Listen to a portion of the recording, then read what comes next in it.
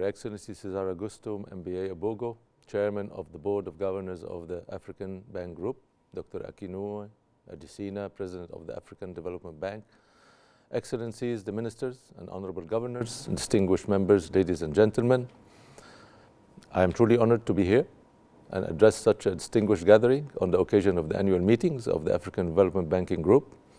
I would like to extend my sincere thanks for the people and government of Equatorial Guinea for hosting this important event. I really appreciate the warm hospitality and the cordial welcome extended to me since my arrival in this beautiful country.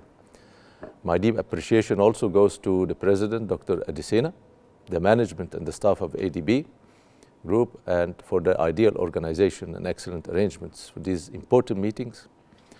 Today we meet at a critical juncture in the path of the global economy and also the economies of our continent, Africa, to sustainable recovery. After some optimism we felt last year, there are broad spectrum frightening signs of unfolding all over the globe that all our countries are enduring. We today meet to discuss the African integration and to discuss matters related to the future of the African Development Bank. And those are two very important matters. The matter related to African integration is a matter not just of a policy and decision and diagnosing and determining the issues that are facing our economies. Our economies face the same challenges. Challenges from cross-border, challenges from open borders, from trade flows, from threats for financial stability, currency pressures, foreign exchange regimes pressures, and inflation pressures. Also other pressures related to unemployment, that where we have around 20 million graduates every year in Africa that need jobs.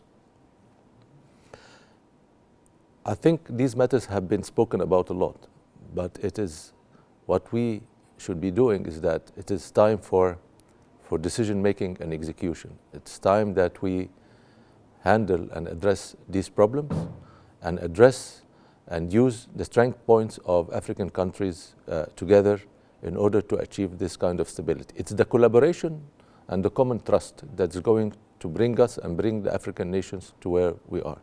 Also, it is the independence and self-reliance. In Egypt, we had an economic crisis over the last 4 years, and we had to rely on our own policies and endure together with our society difficult economic decisions that have affected everybody, but at the end of the day, reach us to economic and financial stability and restore the credibility of our economy vis-a-vis international investors and domestic private sector as well. In order to be able to achieve the economic integration, there is many work that needs to be done within our countries themselves, especially on governance, fighting corruption, making sure that we are conducting our businesses with profession and up to the highest standards. In order to be able to optimize the outcome of our economies, we have to address these issues and these concerns. Also, working on specific agenda and specific objectives for Africa in terms of infrastructure projects. And we are looking forward to the African Development Bank management team to expand on this agenda and try to invest the best expertise in order to turn those projects into reality. International trade and inter-Africa trade, which is very important. I think all these issues need to be tackled and need full studies and research. And with new scientific data and scientific tools and technology, I think that we can do a lot. Big data science, being able to understand what's beneath these problems and try to resolve these problems from the core. We today look forward to meetings with our fellow governors from Africa to work together, put our minds together, and try to take a step forward again for the future of our nations and for the future of our economies and for the future of African Development Bank, which is very important.